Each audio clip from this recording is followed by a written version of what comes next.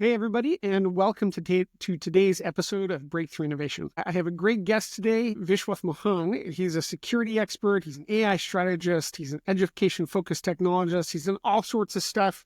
He spent 8 years at Google helping to make Android the most secure operating system in the world, and now he's the CTO of Bright Schools. And he has this amazing ambition to 100 million people move up Maslow's hierarchy, starting with access to quality education. So starting with Bright Schools.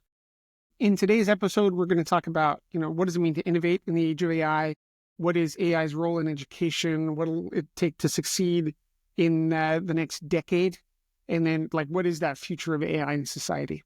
So if you care about cybersecurity, the transformative nature of AI and how technology can drive you forward, this episode is just for you. So let's dive in. Vish, it's so good to have you on the episode today. Thank you, Preston, and thank you for the kind words. You make it out to sound a lot more dramatically good than I think I see it. Well, I'm glad it works for you. So let's just start off. I want to hear a little bit more about some of your history, your journey, and what brought you to your current effort at Bright Schools. Sure. So I got into Google kind of straight out of college, and I'd been there for about 8 years and kind of got to this point where I think everything was amazing on paper. The work was super intellectually rewarding, very, very impactful, had a great team, and, the impact was really vast. I had everything, but it stopped feeling as meaningful as it did initially. And that, I think, led me through a few rabbit holes of what even is meaning? Why are we here? And I don't have any answers. But one of the things that I did find out is that the only reason meaning was important to me was because I had the opportunity to kind of climb up all of these tiers of Maslow's hierarchy as I saw it. And I got to a place where meaning was the thing that mattered most to me. And what started off as just this off thought about hey, it would be really nice for more people to kind of enjoy that mindset of wanting to just look for meaning. I think slowly evolved into seeing that so many decisions that make the world less awesome than it could be are because the people who are making those decisions are coming from places in the Maslow's hierarchy where other needs are more important. And it kind of forces them to play short-term games. It forces them to sort of be opportunistic about things. And without exception, every single person I know who has climbed up to that point where meaning is what is important to them is always looking to leave the world a better place than they found it.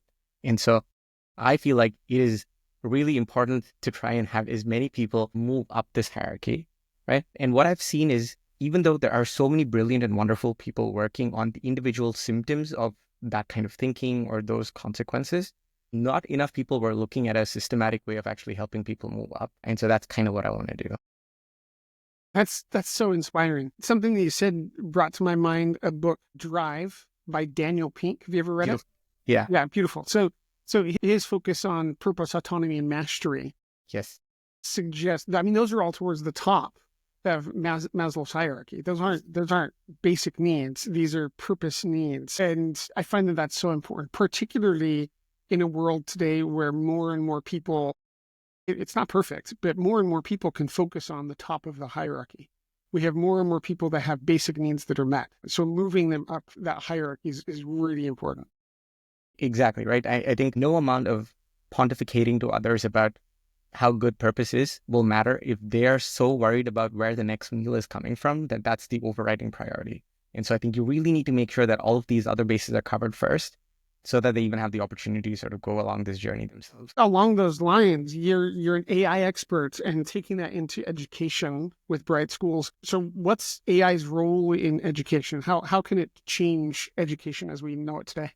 So I think there are many good answers to that depending on what slice of education we're looking at. But I would say the one that we're looking at Bright, which is really education for children in low-income neighborhoods in developing countries. I think the main challenge that they have with education today is that they go to these schools where some well-meaning teachers, some not, are all coming from a place where they themselves have never had the benefit of good education. And so what ends up happening is this case of the blind leading the blind, where the focus is so much on the specifics of what is being taught. Whereas what is really important, especially today, and we can get into this too, but as AI is changing things up and will change things up, what matters is much less about the specific knowledge you gain in school and much more about the art of learning, as Josh Waitzkin puts it, right? Is like, do you have a growth mindset? Are you nurturing your curiosity? Do you know what it means to be able to constantly look for things that challenge your worldview? Like, these are the sort of the meta principles that I think will keep you in good stead no matter what the external circumstances look like. And that is really what we're trying to inculcate in these kids, because today, like, A, it's missing across the spectrum, I would say. But Yeah. B, especially in these low-income neighborhoods, again, as a function of Maslow's hierarchy, as a function of so many of these systemic problems, it is really hard for the environment at home or at school to focus on these things, because it is not a focus for the adults who've gone through like maybe most of their lives at a particular level in the hierarchy. But the kids have the opportunity, they have the potential to be able to look at things in a way that maybe their parents did not. I love that opportunity to give some hope. The future can be different than the past. 100%. So where does AI fit into that then? How does that work out? I think the most powerful way that it fits in, especially in this context, is to be able to act as a tutor for kids where that is just not economically feasible otherwise. There's been a bunch of studies over time which have shown that like having access to a private tutor by far is the most like powerful way of improving your ability to go through school and to get good grades and whatnot. And yeah, how many of us can actually afford that, right?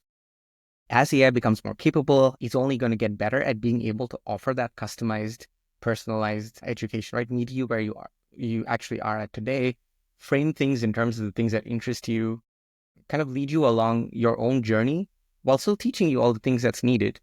But again, right, it's the right framing, it's the right context. It's making sure that you see why these things are important. You see the joy in learning. So I would say that's the primary importance. But one of the things that I think we are very cognizant of is that schools today are, it is a place where so much non-knowledge based learning happens, right? Social interactions, how to be part of a group. So our goal is very much not to do away with schools. So we actually partner with schools. We don't give them products that they would use just at home in silos. Usually that doesn't work. There's already a few products out there. The results have been mixed. But instead, we want to help transform the schools into a place where the teachers act mostly as mediators, where the children have access to AI. The AI is able to kind of provide that expertise and the right pedagogy when it comes to teaching things, but they still get to enjoy all of the other benefits of school. So I don't know if that answers your question, but yeah, the role of AI there is mostly acting as that personalized tutor at school, at home. Yeah. I think a lot of people today are a bit fearful of AI for a number of reasons. And a lot of people also don't understand how to innovate. So what does it mean to innovate in this age of AI? I mean, I'll prompt this a little bit because a big purpose of this podcast is to focus on the human side of it.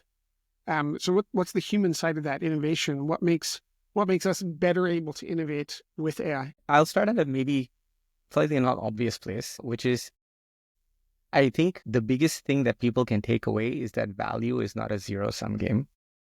It's always possible to create additional value. And I think innovations are useful and important to us because they show new ways or better ways of creating value. And it is not possible, in my opinion, to frame the work that you do in terms of the ultimate value that is creating and not be open to taking advantage of whatever capabilities emerge that make your job easier or that allow you to sit on top of them and create even more value. Right. So I think not to say that this is easy, it's simple, it's not easy. Yeah. But I think a lot of the feeling of disempowerment around AI comes from the fact that on the face of it, they're coming and taking the kinds of jobs that those people were spending their time doing or spend a lot of time learning how to do. And yes, if you view it in that context, AI is definitely a threat, right? But those jobs are there for a reason. They're part of like some bigger machinery that's generating some value. And if you can find a kind of value that you care about seeing more of in the world, or if you can tie what you're doing to that value directly, you will find a way to use all of these new capabilities and sit on top of them instead of being a replacement. So viewing it as, well, I love how you say it, like not a zero-sum game. This is additive. So it's not seeing where AI can take away from that. How can it add? Years ago, that's not been too many years ago, but a few years ago, I did a series of projects with a company that was in education. And so we talked about this perspective of education so much. And we talked about how having more of that personalized contact was required. And we couldn't do it today. And school teachers with 20 kids in their classroom just cannot do it. particularly when every kid is on their own learning journey. So I love that perspective of not taking away the teachers, but giving something that can meet every kid exactly where they are right now, 100% of the time, instead of teachers who could only, I mean, if you calculate it out, the teacher spends 5 to 10 minutes with each child each day. Yeah. Yeah, 100%. Yeah, you said it really well. So being able to find opportunities for AI to augment and to build upon what we can already do, or to just make it faster instead of taking away from the people. So that leads into kind of the next question. Maybe this is a good wrap-up question. With that in mind, with this perspective of how AI affects us and AI in education, what do you think the future of AI is and our society? Like, what's this going to be in the next 5 to 10 years? I don't know what it's going to look like in 10 to 15 years. I think we're going to reach a point where a lot of things about our economy that makes it the way it is will probably be undermined. But over the next 10 years, I think, it's already becoming the case that these models give you access to so much expertise on command that knowledge is less useful than being able to find the right piece of knowledge to apply. And what I mean by that is, whatever questions you have, it's going to become increasingly easy to find the answers to those questions. And so what's really going to set people apart and help you do more is nurturing the ability to ask good questions. What matters in this context? What should I do? What is the problem to solve? And I think that ability, which again, I think maybe it just comes back to what we think is important in education, is like, do you have that growth mindset? Are you able to look at a situation and look at it in terms of value and in terms of curiosity and chase it? Because it used to be that an idea is worth nothing and execution is where, everything sort of matters. Yeah. That will become less clearly the distinguishing factor. I think execution is always important, but the more you have agents that can do things for you, the more it's going to come down to just your ability to be resilient, to constantly ask for the right things, and to use those answers in a way that helps you and helps those around you. So if you take that back to the education side, which you'd mentioned, it's teaching kids how to ask questions, how to evaluate the world around them, not necessarily doing something by rote. Because to your point, even without AI, even just with Google, any information is right at your fingertips. And now with AI, it's I love that you brought that up, Preston. Yeah, no, I say this all the time. I mean, we're walking around with these little magic rectangles that give us access to the world's information, right? Right. But 90% of us use it 90% of the time for the fast food equivalent of entertainment, right? So yeah, ultimately you can have the best capabilities in the world, but if the people trying to take advantage of those capabilities are not primed to do so in a good way, then yeah, the utility you would get from it is very limited. I love it. And this goes back to something we talked about before the podcast, was that the transformation is more about the human being. It's more about the mindset. It's not so much about the technology. I mean, it's not that one particular AI agent is better than another. It's, can you even use the AI agent? Can you even ask a good question? Can you do something with what you get? Yeah. Are you looking to escape the circumstances of your life or empower and improve upon it? Yeah, love it. Again, Vish, thank you so much for joining today. I've loved our conversation. For everybody else who joined us and kept with us until the end, thanks again for joining and listening. Please rate and leave comments and review wherever you're listening. Or if you want to go find us in multiple places, that's great too. We like that. And then, as always, try to take something that you've learned from the podcast today and go and apply it.